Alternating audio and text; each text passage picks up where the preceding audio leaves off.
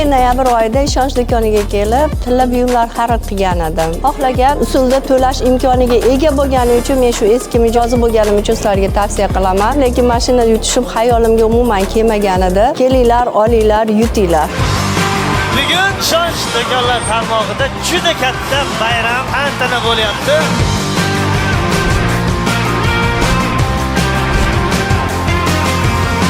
Matmusay va Muhayyaxon Tursunboyevlarga Onyx avtomobil kalitini topshiramiz. Marhamat.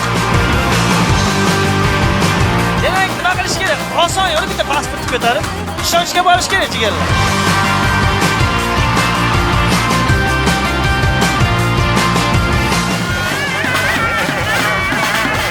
Juda xursandmiz. Biz fuqarolar shunaqa yutuqlarga bardavom bo'lsin. Tabriklayman Husanboy aka sizni. Aziz yurtdoshlar, ishonchga ishoninglar, chunki ishonch ishonchli.